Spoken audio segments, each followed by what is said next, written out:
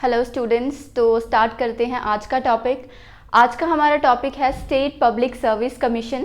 इससे पहले जो टॉपिक हमने किया था वो था यूनियन पब्लिक सर्विस कमीशन। तो उसी के पैरेलल ये एक कमीशन है जो स्टेट्स के लेवल पे चलता है, यानी जो काम यूपीएससी सेंटर के लेवल पे करता है वही काम एसपीएससी स्टेट्स के लेवल पे करता है। तो जो स्टेट पब्लिक सर्विस कमीशन है, जो हमारा यूपीएससी था, वो part 14 of the Indian constitution के आर्टिकल 315 से लेके 323 में हम उसको स्टडी करते थे, हम उसको पढ़ते थे। तो उन्हीं सेम आर्टिकल्स में ही हम एसपीएससी को भी पढ़ते हैं, यानी इन्हीं आर्टिकल्स में यूपीएससी के प्रोविजंस थी और इन्हीं आर्टिकल में ही एसपीएससी के लिए भी प्रोविजंस हैं। तो part 14 of the Indian constitution article 315 से लेके 323 जो आर्टिकल है, इसी में हम एसपीएससी भी पढ़ते हैं। तो स्टेट पब्लिक सर्विस कमीशन जिस प्रकार से जो हमारा यूपीएससी था वो एक इंडिपेंडेंट एंड कॉन्स्टिट्यूशनल बॉडी था, उसी प्रकार से हमारा एसपीएससी भी इंडिपेंडेंट एंड कॉन्स्टिट्यूशनल बॉडी है। मतलब इंडिपेंडेंट का मतलब हमने पहले भी काफ़ी बार कर लिया, यूपीएससी में हमने काफ़ी अच्छे से इसको समझा था कि क्या होता है, और इंडिपेंडेंट हम आगे भी करेंगे। कॉन्स्टिट्यूशनल बॉडी यानी कि इसका जिक्र सीधा सीधा संविधान में दिया हुआ है और ये सीधी बॉडी संविधान से लेकर बनाई गई है। कोई भी पार्लियामेंट में एक्ट पास नहीं हुआ इसको बनाने के लिए। इसकी ये जो बॉडी बनी हुई है सीधा कॉन्स्टिट्यूशन से ही बनी हुई है, इसीलिए इसको इंडिपेंडेंट कॉन्स्टिट्यूशनल बॉडी बोला जाता है। तो ये जो बॉडीज़ है एसपीएससी, ये बिल्कुल ही यूपीएससी के पैरेलल चलती है। तो इसीलिए अगर हम यूपीएससी को हम पहले कर चुके हैं, अब एसपीएससी को हम बिल्कुल उससे रिलेट कर कर ही चलेंगे। नेक्स्ट देखिए, नेक्स्ट आता है recruiting agency at states level. मतलब जो हमारी यूपीएससी थी वो क्या थी? सेंट्रल रिक्रूटिंग एजेंसी, यानी सेंटर के लेवल पे क्या कर रही थी? रिक्रूटमेंट्स कर रही थी, नई नई पोस्ट पे जो ऑफिसर्स है उसको रिक्रूट कर रही थी। उसी प्रकार से जो हमारी एसपीएससी है ये भी रिक्रूटमेंट्स करती है, बट कौन से लेवल पे? स्टेट के लेवल पे रिक्रूटमेंट करती है। तो वही बात जो यूपीएससी सेंटर में करेगी वही जो हमारी एसपीएससी है कहाँ पे करेगी? स्टेट्स में करेगी। ओके, नेक्स्ट करते हैं हम इसकी कंपोजिशन। तो अगर कंपोजिशन में आप देखोगे,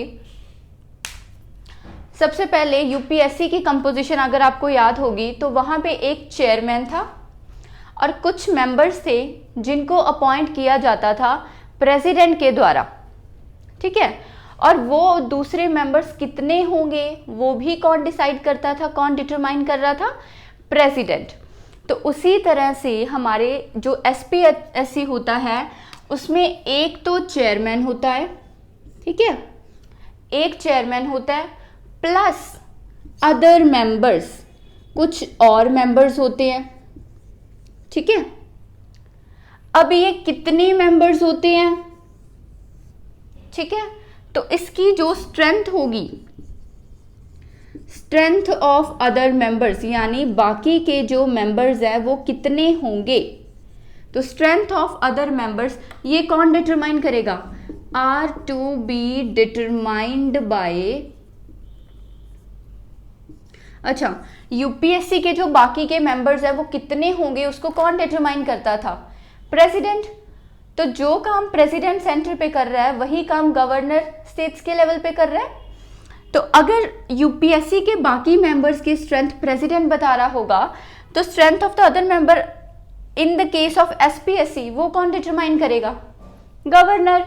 तो इसको आपने याद रखना है स्टूडेंट्स अच्छे से। बस इतना ही फर्क होता है यूपीएससी और एसपीएससी में, बिल्कुल जो काम उसने करना है वही एसपीएससी ने करना है। ऑलमोस्ट क्वालिफिकेशन सब कुछ सेम है, बस बीच बीच में कोई कोई एक्सेप्शंस हैं जो आपने बड़े ही अच्छे से समझनी है क्योंकि वहीं पे कंफ्यूजन आती है, ठीक है। तो अगर यहाँ पे जो स्ट्रेंथ है वो डिटरमाइन यूपीएससी में प्रेसिडेंट करता था, तो यहाँ पे strength of the other members determine कौन करेगा? गवर्नर। अब ये जो एक चेयरमैन है प्लस बाकी के जो मेंबर्स हैं, अब इनको अपॉइंट कौन करेगा? यूपीएससी में कौन अपॉइंट करता था? प्रेसिडेंट। तो यहाँ पे ये सारे members are appointed by governor. तो इनको जो अपॉइंट किया जाएगा वो किसके द्वारा अपॉइंट किया जाएगा? गवर्नर के द्वारा अपॉइंट किया जाएगा। नेक्स्ट आती है इसकी qualifications.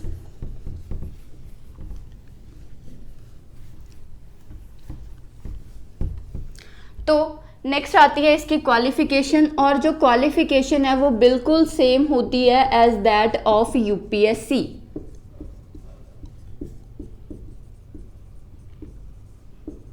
Same as that of UPSC. यानी यूपीएससी की क्या क्वालिफिकेशन थी? Half of the members of the UPSC are such persons those who have experience of at least 10 years in the office of government of India and or in the office of government of state। यानी जितने भी आप SPSC में members ले रहे हो, कम से कम जो आधे मेंबर्स हैं उन्होंने कम से कम 10 साल के लिए या तो भारत सरकार के अंडर या कोई राज्य की सरकार के अंडर कोई काम किया हो, तो वो पर्सन एलिजिबल हो जाएगा किसके लिए? एसपीएससी का मेंबर बनने के लिए। तो इसकी जो क्वालिफिकेशन है वो बिल्कुल किसके जैसी है? यूपीएससी के जैसी है। मैं बार बार रिपीट कर रही हूँ, अगर आपने यूपीएससी की वीडियो नहीं देखी है तो सबसे पहले जाके उसे देखिए, फिर ही ये चीज़ आपको समझ आएगी, क्योंकि उसमें हमने हर एक चीज़ को बड़े ही डिटेल में और अच्छे तरीके से किया हुआ है। तो पहले उसको जाके देखिए, तभी ये उससे बिल्कुल रिलेटेड है। ठीक है, ओके। सो इसके बाद जो इसके क्वालिफिकेशंस होती हैं, सिक्योरिटी ऑफ टेन्योर या condition of service. Condition of service यानी अगर आपको एसपीएससी के मेंबर बनना है तो उसके लिए जो जो कंडीशंस चाहिए, वो कौन कौन सी कंडीशंस चाहिए, वो कौन बताएगा आपको? यूपीएससी वालों को कौन बताता था? प्रेसिडेंट। तो इनको कौन बताएगा? Governor. So are to be determined by governor. कौन बताएगा इनको? गवर्नर बताएंगे। ठीक है, नेक्स्ट आता है टेन्योर। तो अगर यूपीएससी के मेंबर्स की बात करें तो उनका टेन्योर कितना था? उनका टेन्योर था जो आर्टिकल 316 में दिया हुआ था, वो था 6 years और until they attain the age of 65 years। यानी या तो 6 साल रहेगा या फिर जब तक कि वो 65 years के नहीं हो जाते तब तक वो अपने ऑफिस में रहेंगे, जो भी अर्लियर होगा, विच एवर इज अर्लियर। तो उसी तरह से जो इनका टेन्योर होता है एसपीएससी का, वो होता है 6 years, 6 साल के लिए, और until they attain the age of 62 years। 62 years। तो ये आ गई ना एक्सेप्शन यहाँ पे, यहीं पे एग्जामिनर कंफ्यूज करेगा, क्योंकि यहाँ पे एक्सेप्शन आ गई। उसका कितना था? यूपीएससी में कितना था? यूपीएससी में ये समय 65 years का था, बट यहाँ पे कितने? 62। यानी कि अगर कोई व्यक्ति एसपीएससी का मेंबर बना है तो या तो वो 6 साल अपने पूरे करेगा, लेकिन अगर 6 साल पूरे होने से पहले ही वो व्यक्ति 62 years का हो गया तो उसको अपनी जॉब छोड़नी पड़ेगी, अपनी पोस्ट वहीं पे छोड़नी पड़ेगी। तो विच एवर इज अर्लियर, जो भी पहले आया, अगर 6 साल पहले कंप्लीट हो गए तो तब अपनी पोस्ट छोड़ देगा, अगर 62 years पहले हो गए तो तब अपनी पोस्ट छोड़ देगा। तो यानी उसका जो टेन्योर होता है वो कितना होता है? 6 year और until they attain the age of 62 years। इसके अलावा ये रिजाइन भी कर सकते हैं, रेजिग्नेशन भी दे सकते हैं। तो यूपीएससी वाले किसको रेजिग्नेशन देते थे? प्रेसिडेंट को। तो ये किसको रेजिग्नेशन देंगे?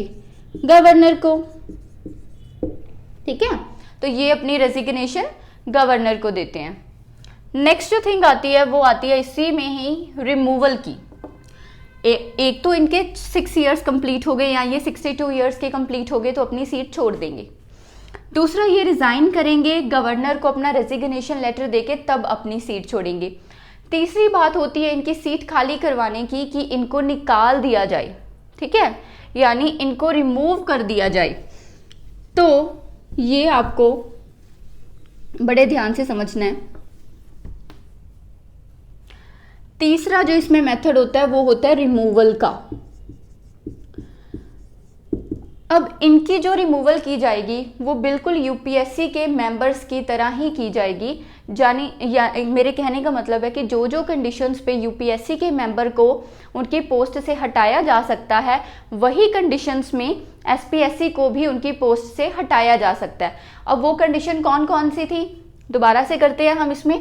पहली बात थी कि वो क्या हो, बैंकरप्ट हो गया हो या फिर अनडिस्चार्ज इंसॉल्वेंट हो। ठीक है, इंसॉल्वेंट हो वो व्यक्ति, या वो क्या हो गया हो, बैंकरप्ट हो गया हो, यानी आप खुद ही बैंकरप्ट हो चुके हो। ठीक है, आपके खुद के ही डिसीजंस गलत थे और अपने ही डिसीजन की वजह से आप बैंकरप्ट हो गए, तो मैं आपके ऊपर किस तरह से विश्वास करूं कि आपके जो डिसीजंस होंगे वो फेयर होंगे।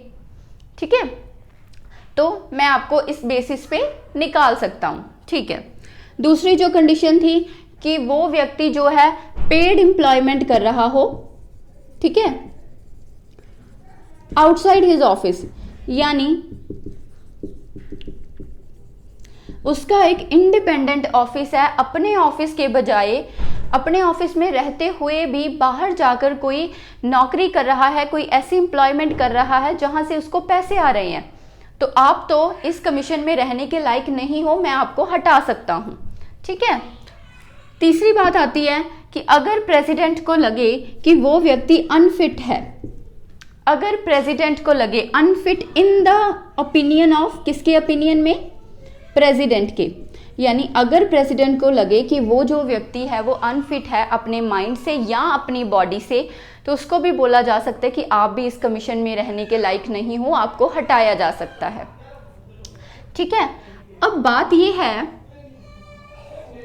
कि जो यूपीएससी थी वहां पे जो रिमूवल होता था, वहां पे ये जो मेंबर्स है इनको रिमूव किया जाता था, तो वो किया जाता था प्रेसिडेंट द्वारा।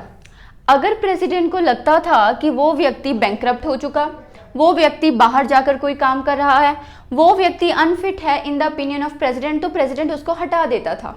बट ये तो है स्टेट पब्लिक सर्विस कमीशन, तो इसमें जो मेंबर अपॉइंट किए जाते हैं वो तो गवर्नर द्वारा किए जाते हैं। बट इसमें जो रिमूवल किया जाता है, माइंड दैट एवरीवन, जो इसमें रिमूवल किया जाता है वो किसके द्वारा किया जाता है, प्रेसिडेंट के द्वारा ही किया जाता है। यानी जिस प्रकार से यूपीएससी के मेंबर्स का रिमूवल होगा, उसी प्रकार से जो एसपीएससी है उनके मेंबर का रिमूवल होगा। यानी अगर आप यूपीएससी की बात करो तो उसमें जो अपॉइंटमेंट है वो भी प्रेसिडेंट करता है और जो रिमूवल है वो भी प्रेसिडेंट करता है। ठीक है, बट अगर आप एसपीएससी की बात करोगे तो उसमें जो अपॉइंटमेंट है वो गवर्नर करता है, बट उसमें जो रिमूवल है वो प्रेसिडेंट करता है। बहुत बार ये क्वेश्चन आता है, बहुत बार। एसपीएससी के मेंबर की अपॉइंटमेंट गवर्नर करेगा, बट रिमूवल कौन करेगा, प्रेसिडेंट करेगा। अब इसमें एक चौथी कंडीशन भी थी रिमूव करने की, वो क्या थी, मिसबिहेवियर। कौन सा मिसबिहेवियर, प्रूवन मिसबिहेवियर। अब प्रूवन मिसबिहेवियर में अगर मान लो प्रेसिडेंट रिमूव करना चाहे तो पहले प्रेसिडेंट को क्या करना पड़ता है, सारा का सारा मैटर किसको बताना पड़ता है, किसको रेफर करना पड़ता है, सुप्रीम कोर्ट को रेफर करना पड़ता है। ठीक है, अगर मिसबिहेवियर होगा तो प्रेसिडेंट को सारा मैटर किसको रेफर करना पड़ेगा, सुप्रीम कोर्ट को रेफर करना पड़ेगा। सुप्रीम कोर्ट क्या करवाएगा, इंक्वायरी करवाएगा। अगर सुप्रीम कोर्ट ने इंक्वायरी करवा ली और उसमें वो पर्सन गिल्टी प्रूव हुआ, तो सुप्रीम कोर्ट प्रेसिडेंट को क्या बोलेगा कि यस आप बिल्कुल सही थे, आप उस व्यक्ति को रिमूव कर सकते हो।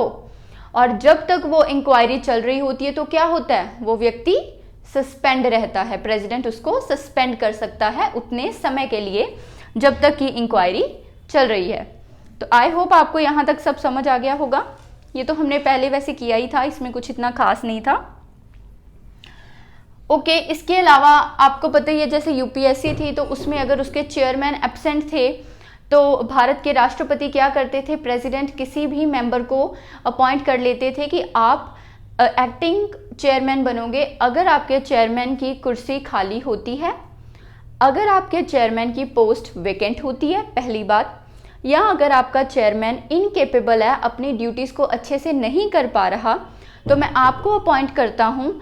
आप एक्टिंग चेयरमैन बन जाना कुछ समय के लिए, जब तक कि आपका नया चेयरमैन नहीं आता। तो उसी प्रकार से जो स्टेट पब्लिक सर्विस कमीशन होता है, उसमें क्या होता है, जो गवर्नर होता है वो स्टेट पब्लिक सर्विस कमीशन के पास जाएगा, उन्हें बोलेगा, उनमें से किसी एक मेंबर को बोलेगा कि अगर कल को आपका जो प्रेसिडेंट है, आपका जो चेयरमैन है, जो गवर्नर है, वो एसपीएससी के पास जाएगा, उनको बोलेगा कि अगर कल को आपका चेयरमैन इनकेपेबल होता है, अपनी ड्यूटीज़ को लेकर अपनी ड्यूटीज़ को अच्छे से नहीं निभा पाता, या फिर उसकी सीट खाली होती है, तो आप एक्टिंग चेयरमैन बनोगे, यानी उसकी जगह पे आप बैठोगे। ठीक है, तो एक्टिंग जो चेयरमैन होता है उसको कौन अपॉइंट करता है, गवर्नर अपॉइंट करता है। ठीक है, अपॉइंट तो क्या मतलब, बोल देता है कि आप एक्टिंग चेयरमैन बनोगे अगर उसकी सीट वेकेंट होगी या फिर वो इनकेपेबल होगा। ओके, सो नेक्स्ट करते हैं अब आगे इसके।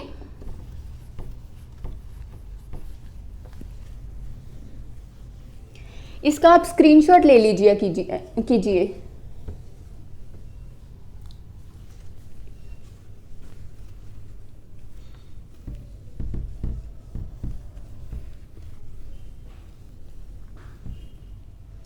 ओके, सो जिस प्रकार से वो हमारा इंडिपेंडेंट ऑफिस था, तो ये भी इंडिपेंडेंस ऑफिस है। ठीक है, इसको हम ज़्यादा थोड़ा जल्दी में ही कर रहे हैं, बिकॉज ये चीज़ें हमने सारी की सारी कवर कर ली हैं। ठीक है, तो अब ये इंडिपेंडेंस ऑफिस है, किस प्रकार से, उसी प्रकार से सिक्योरिटी ऑफ टेन्योर। ऐसा नहीं है कि आपका प्रेसिडेंट का मन चाहा तो आएंगे एसपीएससी के पास और किसी भी मेंबर को रिमूव कर देंगे। नो, प्रॉपर प्रोसीजर फॉलो होता है, उसी प्रकार से ही उनको रिमूव किया जाता है। That means they do not hold the office during the pleasure of the president. Pleasure of the president के लिए वो अपना ऑफिस होल्ड नहीं करते। जब तक वो अच्छे से काम कर रहे हैं, उनके अगेंस्ट कोई भी इंक्वायरी नहीं हो सकती। एक प्रॉपर रेजोल्यूशन पास होगा पार्लियामेंट में, फिर ही उनको रिमूव किया जाएगा। सिक्योरिटी ऑफ टेन्योर है उनके पास। दूसरा, उनकी जो सैलरीज आती है, अलाउंसेज आती है, वो कहाँ से होती है, चार्ज होती है। सैलरीज हो गई उनकी, या फिर उनके अलाउंसेस हो गए, तो ये क्या होते हैं, ये चार्ज्ड होते हैं कहाँ पे, on consolidate fund of state. राज्य के सरकारी खजाने से उनकी जो सैलरीज होती हैं वो चार्ज होती हैं, यानी समय समय पर खुद से ही वो सैलरीज कट जाती हैं और उनके अकाउंट में आ जाती हैं। स्टेट लेजिस्लेचर में इस विषय पे कोई भी बहस नहीं होती, यानी वोट ऑफ स्टेट लेजिस्लेचर इसमें नहीं चाहिए होता कि क्या उनकी सैलरीज बढ़ाएं, कम करें, इतनी दें ना दें, इस चीज़ पे कोई भी बहस नहीं होती। उनको सैलरीज अपनी समय समय पर मिलनी ही है, जिसको बोलते हैं charged on consolidated fund of state. UPSC वालों को कहाँ से मिलती थी, कंसोलिडेटेड फंड ऑफ इंडिया। ठीक है, भारत के खजाने से मिलेंगी, क्योंकि वो सेंट्रल लेवल पे है ना, और ये स्टेट के लेवल पे है, तो इनको किसके खजाने से मिलेंगी, स्टेट के खजाने से, consolidated fund of state. Okay, next जो इसकी इंडिपेंडेंस आती है वो आती है कि अगर आप देखो कि जो मेंबर ऑफ, अब ये बात सबने अच्छे से सुननी है। सपोज यूपीएससी है, ये यूपीएससी का जो चेयरमैन है प्लस इसमें कुछ और मेंबर्स हैं। ठीक है, उसी प्रकार से जो एसपीएससी है उसका चेयरमैन है प्लस और मेंबर्स हैं। मान लो 2 स्टेट्स की एसपीएससी है, एक और एसपीएससी है, मान लो ये हरियाणा की है एचपीएससी, और मान लीजिए ये पंजाब की है पीपीएससी। ठीक है, तो इसके पास भी अपना चेयरमैन है प्लस अदर मेंबर्स होंगे। ठीक है, तो अगर तो यूपीएससी का चेयरमैन रिटायर होता है तो उसको क्या करना पड़ेगा, उसको अपने घर जाना पड़ेगा, घर पे, यानी वो और कोई भी काम नहीं कर सकता। इन सब में से सबसे ज़्यादा टॉप पोजीशन पे वही है, और अगर ये यहाँ से रिटायर हो जाएगा तो इसको घर ही जाना पड़ेगा, क्योंकि इंडिपेंडेंस ऑफिस है और कहीं जाके तो ये काम कर नहीं सकते। भारत सरकार के अंडर प्राइवेट काम कर ले अपने घर पे जाके, कोई इशू नहीं है। अगर ये मेंबर है, यूपीएससी का मेंबर है, तो इसके पास दो ऑप्शन है अपनी रिटायरमेंट के बाद, या तो वो क्या बन जाए, चेयरमैन बन जाए यूपीएससी का ही, या फिर वो चेयरमैन बन जाए पीपीएससी का या एचपीएससी का, यानी किसी भी स्टेट पब्लिक सर्विस कमीशन का वो चेयरमैन बन जाए, या फिर वो चेयरमैन बन जाए यूपीएससी का। इसके पास दो ऑप्शंस हैं, बाकी की ये दोनों पोस्ट तो इससे नीचे हो जाएंगी, ठीक है। अब अगर आप बात करोगे तो जो एचपीएससी पीपीएससी यानी ये जो स्टेट पब्लिक सर्विस कमीशंस हैं, तो इनके अगर चेयरमैन रिटायर होते हैं तो इनके पास क्या क्या ऑप्शंस हैं। इनके पास 3 ऑप्शंस हैं। कौन कौन सी 3 ऑप्शंस हैं?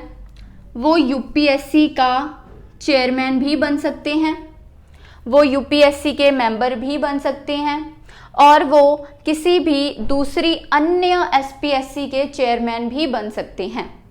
आई रिपीट, क्योंकि बाकी सारी पोस्ट तो उनसे नीचे हैं, ठीक है। तो वो क्या कर सकते हैं, यूपीएससी का चेयरमैन भी बन सकते हैं, यूपीएससी का मेंबर भी बन सकते हैं, प्लस इनके चेयरमैन भी बन सकते हैं दूसरों के, ठीक है। और अगर यहाँ पे मेंबर रिटायर होता है तो मेंबर के पास तो ऑप्शन ही ऑप्शन है। मेंबर किसी भी अपनी जो एसपीएससी थी उसका चेयरमैन भी बन सकता है, दूसरी एसपीएससी का चेयरमैन भी बन सकता है, यहाँ पे चेयरमैन यूपीएससी का भी बन सकता है, और मेंबर भी बन सकता है यूपीएससी का। यानी अगर आप देखो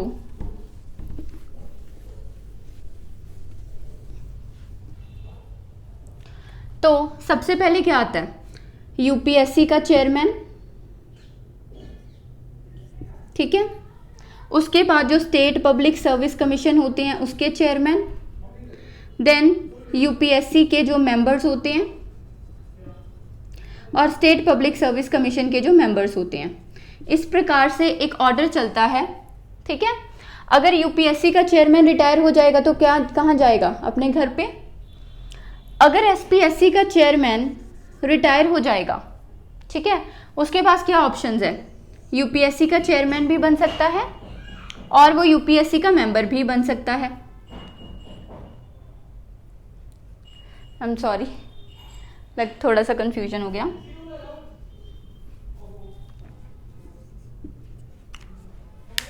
आप इस चीज को इस प्रकार से समझिए मत, आप यहां पे कंफ्यूज हो गए। देखिए, तो इसका मतलब कि अगर if chairman of SPSC retires, तो उसके पास क्या क्या ऑप्शन है कि वो आगे किस चीज के लिए एलिजिबल हो सकता है। वो चेयरमैन बन सकता है यूपीएससी का, वो चेयरमैन बन सकता है किसी भी अदर एसपीएससी का यानी स्टेट पब्लिक सर्विस कमीशन का, वो मेंबर बन सकता है यूपीएससी का। ये इसके पास 3 ऑप्शंस हैं। अगर कोई और member, if other member of SPSC retires, अगर एसपीएससी के बाकी के मेंबर रिटायर होते हैं तो उनके पास क्या क्या ऑप्शन है, वो किस किस चीज के लिए एलिजिबल हैं। वो एलिजिबल हैं, यही चेयरमैन बन सकते हैं वो यूपीएससी के, ठीक है, वो चेयरमैन बन सकते हैं, ठीक है। किसके चेयरमैन बन सकते हैं वो, अदर एसपीएससी के, किसी भी दूसरी एसपीएससी के चेयरमैन बन सकते हैं। चेयरमैन बन सकते हैं ऑफ इट्स ऑन एसपीएससी, यानी अपनी खुद का जो पब्लिक सर्विस कमीशन है उसके भी चेयरमैन बन सकते हैं। जैसे मान लो पंजाब का जो पब्लिक सर्विस कमीशन है उसका अगर चेयरमैन रिटायर होगा तो वो ज़्यादा से ज़्यादा चेयरमैन बन पाएगा हरियाणा का या किसी दूसरी और स्टेट का चेयरमैन। अगर मेंबर रिटायर होता है तो मेंबर के पास ऑप्शन है कि वो पंजाब का भी चेयरमैन बन सकता है, उसके लिए भी वो एलिजिबल होता है। और लास्ट क्या होता है, और क्या बन सकते हैं, वो मेंबर बन सकते हैं किसके, यूपीएससी के। तो इसका मतलब ये सारी ऑप्शंस होती हैं। बट इससे आपको एक चीज़ तो क्लियर हो रही है कि ये मेंबर रिटायर होने के बाद भी अपने ही सिर्फ पब्लिक सर्विस कमीशन में ही रह रहे हैं, चाहे वो सेंटर का हो चाहे वो स्टेट का हो, डजेंट मैटर, अपने सर्विस कमीशन, अपने पब्लिक सर्विस कमीशन में रह रहे हैं ना। तो इसका मतलब ये एक इंडिपेंडेंट ऑफिस है, ये अपने आप में ही अपनी ट्रांसफर्स, अपनी प्रमोशंस ये सब करते हैं। और क्या इसमें रीअपॉइंटमेंट पॉसिबल है? अगर चेयरमैन ऑफ एसपीएससी रिटायर होता है, मान लो हरियाणा का अगर चेयरमैन रिटायर होता है, तो क्या वो हरियाणा का ही चेयरमैन दोबारा से बन सकता है? क्या है कोई ऑप्शन? नो। अदर एसपीएससी का चेयरमैन बन सकता है, पंजाब का बन सकता है, हरियाणा का चेयरमैन नहीं बन सकता। रीअपॉइंटमेंट पॉसिबल नहीं है। अगर कोई मेंबर रिटायर होता है तो वो क्या करता है, चेयरमैन बन सकता है अपने एसपीएससी का। पंजाब का अगर बाकी मेंबर रिटायर हो रहा है तो वो चेयरमैन बन सकता है, पंजाब पब्लिक सर्विस कमीशन का मेंबर नहीं बन सकता। तो इसका मतलब एक बात क्लियर है कि रीअपॉइंटमेंट्स टू दैट पोस्ट जहां से वो रिजाइन किया है आर नॉट पॉसिबल। तो रीअपॉइंटमेंट पॉसिबल नहीं होती। ये चीजें हमने कल भी किया था यूपीएससी में भी। सो आई होप आपको ये समझ आ गया होगा। यहां तक थोड़ा सा इसमें कंफ्यूजन हो जाता है, बट इसका आप एक बार स्क्रीनशॉट ले लीजिए।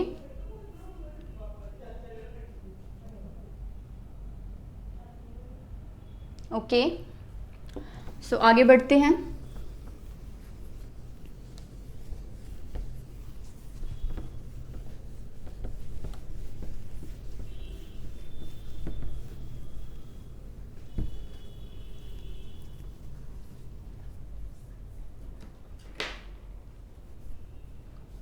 ओके, नेक्स्ट आते हैं इसके फंक्शंस।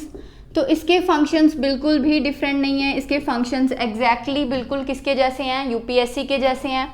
ये क्या करती है? कंडक्ट करती है एग्जामिनेशन, ठीक है।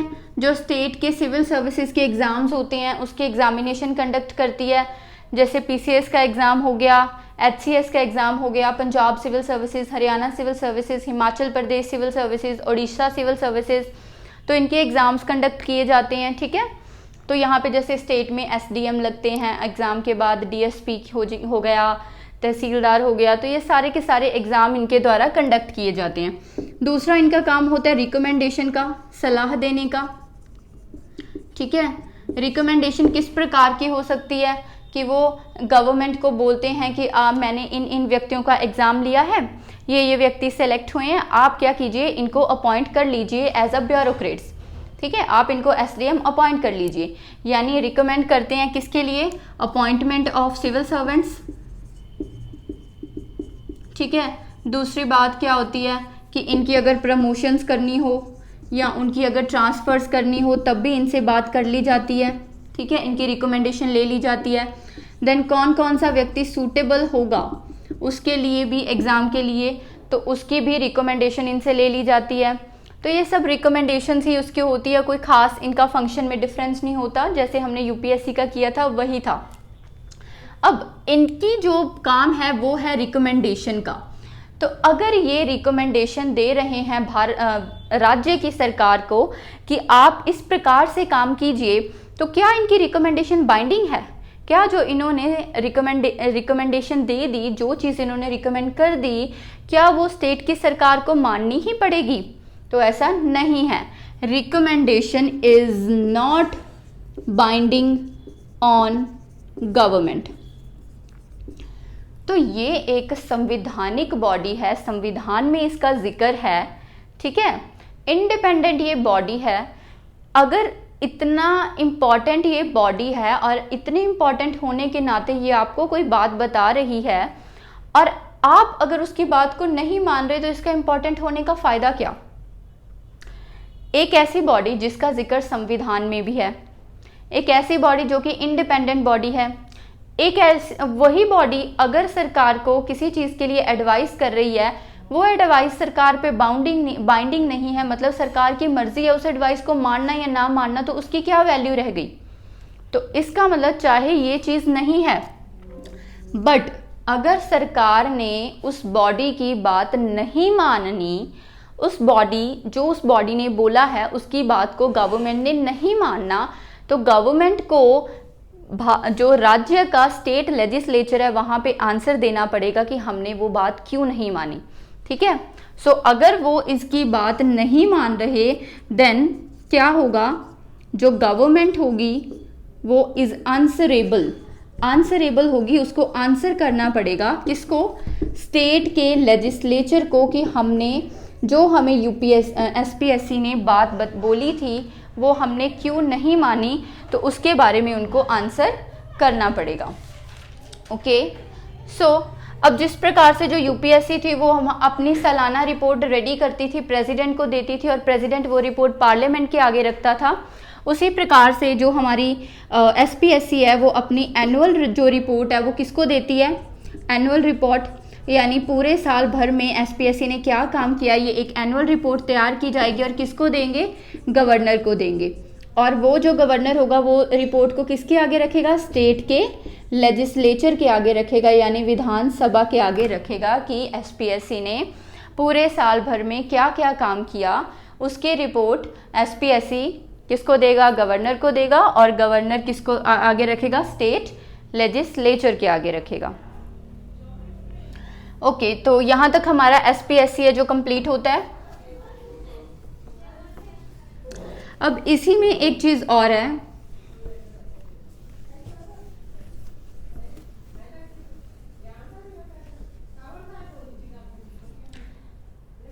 अब इसमें एक चीज और आती है, जॉइंट पब्लिक सर्विस कमीशन।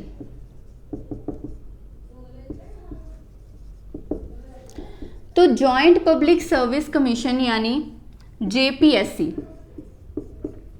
अब ये क्या है, जो हमारी यूपीएससी थी या जो हमारी एसपीएससी थी, ये दोनों कौन सी बॉडीज थी, कॉन्स्टिट्यूशनल बॉडीज थी, यानी इसका जो जिक्र था वो हमारे संविधान में था। जो हमारी जॉइंट पब्लिक सर्विस कमीशन है, ये जो कमीशन होता है, जो यूपीएससी थी वो रिक्रूटमेंट करती थी सेंटर के लेवल पे, जो एसपीएससी थी वो रिक्रूटमेंट करती थी राज्य के लेवल पे। जो जॉइंट पब्लिक सर्विस कमीशन है ये रिक्रूटमेंट करेगा 2 या 2 से ज़्यादा स्टेट्स के लिए, यानी जब 2 या 2 से ज़्यादा स्टेट्स बोले कि हमें एक ही जो है कमीशन बना के दीजिए जो हमारे सिविल सर्विसेज की रिक्रूटमेंट करे, तो उन 2 या 2 से ज़्यादा स्टेट के लिए एक कमीशन जो बनाया जाता है उसको बोला जाता है जॉइंट पब्लिक सर्विस कमीशन। ठीक है, तो इसका जो जिक्र है वो हमारे कॉन्स्टिट्यूशन में नहीं है, ये दोनों बॉडीज कॉन्स्टिट्यूशन से बनी हुई हैं। बट अगर कभी in future joint public service commission बनाना पड़ जाए तो उसके लिए पार्लियामेंट में एक्ट पास करना पड़ेगा, और जो बॉडी पार्लियामेंट में एक्ट पास करने से बनती है उसको क्या बोलते हैं, स्टैचुरी बॉडी। 2 तरह की बॉडीज होती है, एक होती है कॉन्स्टिट्यूशनल बॉडीज जिनका जिक्र कॉन्स्टिट्यूशन में होता है, दूसरी बॉडीज ऐसे होती है जिसको कि पार्लियामेंट में एक्ट पास करके बनाया जाता है, उसको बोलते हैं स्टैचुरी बॉडी। तो ये जो बॉडी होती है जॉइंट पब्लिक सर्विस कमीशन, ये स्टैचुरी बॉडी होती है, इसके लिए पार्लियामेंट में एक्ट पास करना पड़ता है अगर 2 या 2 से ज़्यादा स्टेट इस चीज़ की रिक्वेस्ट करें। ठीक है, तो कहने का मतलब इफ़ 2 और मोर स्टेट्स रिक्वेस्ट, तो अगर वो ज़्यादा जो स्टेट्स है वो रिक्वेस्ट करती हैं तो देन फिर क्या होता है, जॉइंट पब्लिक सर्विस कमीशन बना दिया जाता है किसकी एक्ट पास करने पे, एक्ट ऑफ पार्लियामेंट पास होता है। एक्ट ऑफ पार्लियामेंट पास होगा तो उसके बाद क्या बनेगी, जेपीएससी बन जाएगी। तो इसका मतलब ये एक्ट ऑफ पार्लियामेंट से बनी है तो ये कौन सी बॉडी हो गई, स्टैच्यूरी बॉडी हो गई, यानी ये संवैधानिक बॉडी नहीं है, ये कौन सी बॉडी है, स्टैच्यूरी बॉडी है। अब मान लीजिए, अच्छा ऐसी ही एक बॉडी बनाई गई थी जब 1966 में, आपको पता होगा हमने किया था कि जो पंजाब है उसमें से हरियाणा को अलग कर दिया गया था, तो उस टाइम पे पंजाब और हरियाणा ने डिमांड किया था कि हम दोनों स्टेट्स के लिए कुछ समय के लिए, थोड़े से समय के लिए एक जॉइंट पब्लिक सर्विस कमीशन बनाया जाए। तो 1966 में हरियाणा एंड पंजाब के लिए क्या किया गया था, एक जॉइंट पब्लिक सर्विस कमीशन तैयार किया गया था for short period of time. तो जो जॉइंट पब्लिक सर्विस कमीशन होता है, अब उनके मेंबर को अपॉइंट कौन करेगा, अब जो एक स्टेट है तो एक स्टेट का गवर्नर जाएगा, मेंबर को अपॉइंट कर देगा। अब इसमें तो 2 या 2 से ज़्यादा स्टेट्स इन्वॉल्व हैं, तो अब कौन सी स्टेट का गवर्नर आके मेंबर अपॉइंट करेगा? तो वो बोल रहे हैं गवर्नर को छोड़ो, प्रेसिडेंट आएगा सीधा और प्रेसिडेंट ही अपॉइंट करेगा। तो जो अपॉइंटमेंट की जाएगी अब किसके द्वारा की जाएगी? प्रेसिडेंट के द्वारा। ठीक है, मान लो हरियाणा है, अब हरियाणा का अलग से पब्लिक सर्विस कमीशन है, हरियाणा के गवर्नर आते हैं, अपॉइंट करेंगे उनके मेंबर्स को, काम हो जाएगा। बट अब पंजाब और हरियाणा का एक ही जॉइंट पब्लिक सर्विस कमीशन है, तो अब पंजाब का गवर्नर अपॉइंट करे या हरियाणा का? कोई भी नहीं, सीधे प्रेसिडेंट अपॉइंट करेंगे। और जो रिमूवल होता है, रिमूव कौन करेंगे? रिमूव तो प्रेसिडेंट ही करते हैं, एसपीएससी में भी, तो जॉइंट में भी प्रेसिडेंट करेंगे। अब टेन्योर कितना रहेगा, कितने समय के लिए वो रहेंगे? तो 6 इयर्स और 62 इयर्स ऑफ एज। ठीक है, या तो 6 साल या फिर 62 इयर्स। ठीक है, जब तक कि वो 62 इयर्स कंप्लीट नहीं कर लेते, तो ये हो जाता है, ये इनका टेन्योर है, क्योंकि एसपीएससी में भी यही रहता है। आपको ये चीज़ें अच्छे से याद होनी चाहिए, इसमें किसी तरह की कोई कंफ्यूजन नहीं होनी चाहिए। एग्जामिनर यहाँ पे ही कंफ्यूज करता है आपको। एग्जामिनर यहाँ पे आपको रिमूवल नहीं पूछेगा, क्योंकि आपको पता है कि एसपीएससी को भी रिमूव प्रेसिडेंट करता है, यूपीएससी को भी, तो इसको भी प्रेसिडेंट ही करता होगा। आपको यहाँ पे अपॉइंटमेंट पूछा जा सकता है, आपको यहाँ पे टेन्योर पूछा जा सकता है, यानी जो चीज़ आपको कंफ्यूज करती है वो पूछी जा सकती है। ठीक है, अब ये हर साल अपनी रिपोर्ट देंगे। अगर जो यूपीएससी वाले हर साल अपनी रिपोर्ट देते हैं, किसको देते हैं? प्रेसिडेंट को। जो एसपीएससी वाले हैं वो हर साल रिपोर्ट देते हैं, किसको? गवर्नर को। Butt joint public service commission जो कि स्टेट्स के लिए वर्क कर रहा है, तो उसकी रिपोर्ट को उसकी रिपोर्ट में से सेंटर को क्या मिलेगा? ठीक है, सेंटर क्या करेगी उस रिपोर्ट का, जो कि एक स्टेट की रिपोर्ट है, हरियाणा और पंजाब की रिपोर्ट है, सेंटर को क्या करना उस रिपोर्ट से? ठीक है, तो वो जो रिपोर्ट है वो किसके पास जाएगी? स्टेट के पास ही जाएगी। तो अब पंजाब के गवर्नर को दें या हरियाणा के गवर्नर को दें? अरे दोनों को देंगे, पंजाब को भी चाहिए, पंजाब को भी देखना है कि क्या क्या किया है पब्लिक सर्विस कमीशन ने, हरियाणा को भी देखना है क्या क्या किया है। तो जो एनुअल रिपोर्ट होती है, ठीक है, वो किसको दी जाती है? To governors of respective states. जो स्टेट्स हैं उन सभी के गवर्नर्स को वो रिपोर्ट दी जाती है, और वो जो गवर्नर है वो अपनी अपनी स्टेट लेजिस्लेचर में वो रिपोर्ट है जो रखते हैं। अब ये जो मेंबर्स होंगे जेपीएससी में, कितने मेंबर्स होंगे, स्ट्रेंथ, वो कौन डिटरमाइन करेगा? प्रेसिडेंट। तो इन मेंबर्स की जो स्ट्रेंथ होगी और क्या क्या कंडीशन होंगी सर्विस की, कंडीशन ऑफ सर्विस, तो इनको किसके द्वारा डिटरमिन किया जाएगा? Are to be determined by president. President ही डिटरमाइन करेगा। तो यहाँ पे अपना जो ये टॉपिक है ये फिनिश होता है। हमने UPSC, SPSC, joint public service commission को जितना डिटेल में हो सकता था उतना डिटेल में आपके साथ शेयर किया है। आई होप आपको समझ आया होगा। Thank you so much.